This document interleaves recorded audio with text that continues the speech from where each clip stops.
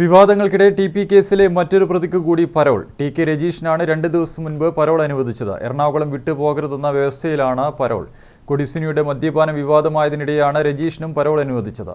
ആരെങ്കിലും തെറ്റ് ചെയ്തതിന് അർഹതപ്പെട്ടവർക്ക് പരോൾ നിഷേധിക്കാനാവില്ലെന്നായിരുന്നു പരോൾ അനുവദിച്ചതിനോടുള്ള ജയിൽ ഉപദേശക സമിതി അംഗം പി ജയരാജന്റെ പ്രതികരണം. അതായത്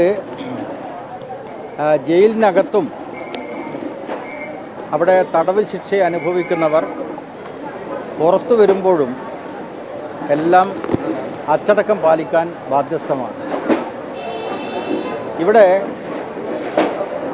മാധ്യമങ്ങളിലൂടെ ഇപ്പോൾ പുറത്തു വന്നിട്ടുള്ള വാർത്ത അങ്ങനെ ഒരു അച്ചടക്ക ലംഘനത്തിൻ്റെ പേരിൽ സർക്കാർ തന്നെ നടപടിയെടുത്തിരിക്കുന്നു എന്നതാണ്. അതിൽ ഈ ഗവൺമെൻറ് വിരുദ്ധരായിട്ടുള്ള ആളുകൾക്ക് ആഹ്ലാദിക്കാൻ യാതൊന്നുമില്ല. കാരണം ഗവൺമെൻറ് കർശനമായ നടപടി എടുത്തിട്ടുണ്ട്. കൊടിയായാലും വടിയായാലും അച്ചടക്കം ലംഘിച്ചാൽ നടപടി. അതാണ് പിണറായി സർക്കാരിൻ്റെ പ്രത്യേകത.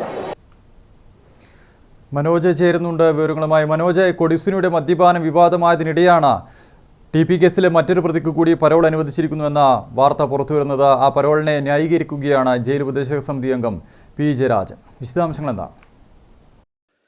അർജുൻ, ടി പി ചന്ദ്രശേഖരൻ വധക്കേസിലെ പ്രതിയായ ടി കെ രജീഷിന് വെള്ളിയാഴ്ചയാണ് പരോൾ ലഭിച്ചത്. എറണാകുളം ജില്ലയുടെ ഒരു വിലാസമാണ് ഈ കണ്ണൂർ സെൻട്രൽ ജയിലിൽ ടി കെ രജീഷ് നൽകിയത്. അതുകൊണ്ട് തന്നെ എറണാകുളം ജില്ല വിട്ടുപോകരുത് എന്നാണ് ഈ പരോളിലെ പ്രധാനപ്പെട്ട ഒരു വ്യവസ്ഥ. ഈ വിവാദങ്ങൾക്കിടെ 30 ദിവസത്തേക്കാണ് ടി കെ രജീഷിന് പരോൾ അനുവദിച്ചിട്ടുള്ളത്. നേരത്തെ രജീഷിനെ കർണാടക പോലീസ് ജയിലിലെത്തി കസ്റ്റഡിയിലെടുക്കുന്ന ഒരു സംഭവങ്ങൾ വരെ ഉണ്ടായിരുന്നു. തോക്കുമായി 2 പേരെ ബംഗളൂരുവിൽ അറസ്റ്റ് ചെയ്തതിന്റെ തുടർച്ച എന്നോളമാണ് ടി കെ രജീഷിനെ കർണാടക പോലീസ് 2 വർഷം മുമ്പ് ഈ കണ്ണൂർ സെൻട്രൽ ജയിലിലെത്തി കസ്റ്റഡിയിൽ എടുക്കുന്ന ഒരു സാഹചര്യമൊക്കെ ഉണ്ടായത്. അപ്പോൾ അത്തരം പശ്ചാത്തലമുള്ള ആളുകൾക്കാണ് ഇങ്ങനെ തുടർച്ചയായി പരോളുകൾ ലഭിക്കുന്നത് എന്നുള്ളതാണ് ഇപ്പോൾ വിവാദത്തിന് കാരണമായിട്ടുള്ളത്. ഈ ടി പി കേസിലെ മറ്റൊരു പ്രതിയായ കൊടിസുനി കോടതിയിൽ ഹാജരാക്കിയ ഘട്ടത്തിൽ മദ്യപിച്ചതുമായി ബന്ധപ്പെട്ട വിവാദങ്ങളൊക്കെയാണ് കത്തി നിൽക്കുന്നത്. അതിനിടയിൽ തന്നെയാണ് വെള്ളിയാഴ്ച വൈകിട്ട് T K Rajeesh Kannur central ജയിലിൽ നിന്നും പുറത്ത് ഇറങ്ങിയിട്ടുള്ളത് എന്നതും ഏറെ ശ്രദ്ധേയമാണ്. ഇപ്പോൾ ഈ കാര്യം ജയിൽ ഉപദേശക സമിതി അംഗം കൂടിയായ പി ജയരാജനോട് ചോദിച്ചപ്പോൾ ആരെങ്കിലും തെറ്റ് ചെയ്തതിന്റെ പേരിൽ മറ്റൊരു തടവുകാരന് പരോൾ നിഷേധിക്കാൻ കഴിയില്ലല്ലോ എന്നായിരുന്നു പി ജയരാജന്റെ ചോദ്യം. ടി കെ രജീഷിന് ഈ പരോൾ കിട്ടിയതുമായി ബന്ധപ്പെട്ട ചോദ്യത്തിനാണ് അത്തരത്തിലുള്ള ഒരു മറുപടി പി ജയരാജൻ നൽകിയത്. ഈ കൊടിസുനിയുമായി ബന്ധപ്പെട്ട കാര്യങ്ങളിലും അദ്ദേഹം വിശദമായി തന്നെ മാധ്യമങ്ങളോട് സംസാരിച്ചു. അദ്ദേഹം പറഞ്ഞത് ഈ മാധ്യമങ്ങളുടെ വാർത്തയുടെ അടിസ്ഥാനത്തിലല്ല കൊടിസുനിയെ ഇങ്ങനെ മദ്യപാനത്തിന് സൗകര്യമൊരുക്കിയ പോലീസുകാർക്കെതിരെ 3 പോലീസുകാരെ സസ്പെൻഡ് ചെയ്തിരുന്നു. അത് മാധ്യമ വാർത്തകളുടെ അടിസ്ഥാനത്തിലല്ല നടപടിയെടുത്തത്. തെറ്റ് ചെയ്താൽ ആരായാലും കൊടിയായാലും വടിയായാലും അവർക്കെതിരെ നടപടി ഉണ്ടാകും എന്നതിന്റെ തെളിവാണ് ഈ നടപടി എന്നാണ് പി ജയരാജൻ അല്പം മുമ്പ് മാധ്യമങ്ങളോട് പറഞ്ഞത്. അർജുൻ, മനോജ്, വിവാദങ്ങൾക്കിടെ കൊടിസുനിയുടെ സുരക്ഷ ശക്തമാക്കാൻ തീരുമാനമെടുത്തു എന്ന വിവരങ്ങളും വരുന്നുണ്ട്. അർജുൻ, കനത്ത സുരക്ഷയിൽ മാത്രമായിരിക്കും ഇനി കൊടിസുനിയെ ജയിലിന് പുറത്തേക്ക് കൊണ്ടുപോവുക എന്നാണ് നമ്മൾ മനസ്സിലാക്കുന്നത്. ഇതുമായി ബന്ധപ്പെട്ട കർശന നിർദ്ദേശം തന്നെ ജയിൽ DGP തന്നെ നൽകിയിട്ടുണ്ട് എന്നാണ് നമ്മൾ മനസ്സിലാക്കുന്നത്. ഇതുമായി ബന്ധപ്പെട്ട വലിയ തോതിലുള്ള ക്രമീകരണങ്ങൾ ഇനി ഉണ്ടാകും.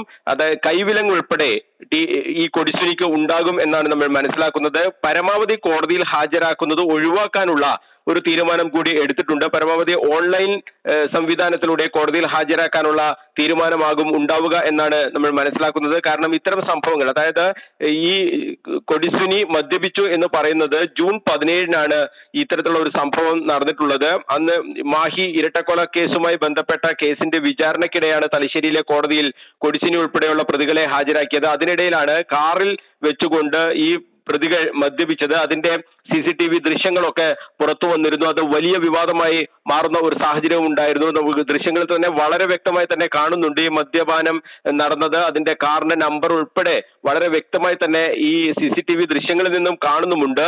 അപ്പോൾ ആ സംഭവത്തിന്റെ പേരിലാണ് 3 പോലീസുകാർക്കെതിരെ നടപടിയെടുത്തത്. സ്പെഷ്യൽ ബ്രാഞ്ച് റിപ്പോർട്ടിന്റെ അടിസ്ഥാനത്തിലാണ് ഈ കൊടിസുനിക്ക് ഇത്തരത്തിലുള്ള മദ്യപാനത്തിനുള്ള സൗകര്യം ഒരുക്കി എന്നതിന്റെ റിപ്പോർട്ടിന്റെ അടിസ്ഥാനത്തിൽ 3 പോലീസുകാരെ സസ്പെൻഡ് ചെയ്യുന്ന ഒരു സാഹചര്യം ഉണ്ടായിട്ടുള്ളത്. ഇനി മുതൽ ഇത്തരം ആളുകളെ, അതായത് TP ചന്ദ്രശേഖരൻ വധക്കേസിലെ പ്രതികളെ കോടതിയിൽ ഹാജരാക്കുമ്പോൾ കർശനമായ സുരക്ഷാ ക്രമീകരണങ്ങൾ ഏർപ്പെടുത്തും. പ്രത്യേക വാഹനത്തിലായിരിക്കും ഇവരെ കൊണ്ടുപോവുക. കൈവിലങ്ങ് ഉണ്ടാകും.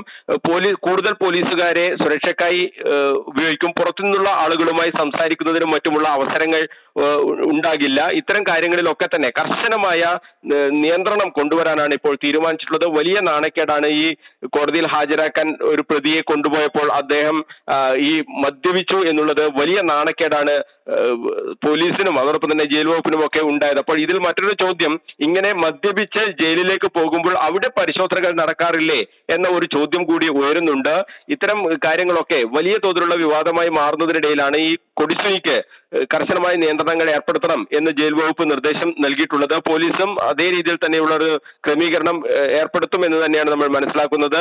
വലിയ രീതിയിലുള്ള സുരക്ഷാ ക്രമീകരണം, അതോടൊപ്പം തന്നെ ഒരു മുൻകരുതൽ, അതോടൊപ്പം പരോൾ അനുവദിക്കുന്നതിലും നിയന്ത്രണങ്ങൾ ഉണ്ടാകാൻ സാധ്യതയുണ്ട്. നേരത്തെ പരോൾ വ്യവസ്ഥ ലംഘിച്ചതിന്റെ പേരിൽ കൊടിസുനിക്ക് പരോൾ കാലാവധി പൂർത്തിയാക്കുന്നതിന് മുമ്പ് തന്നെ ജയിലിലേക്ക് പോകേണ്ട ഒരു സാഹചര്യമൊക്കെ ഉണ്ടായിരുന്നു.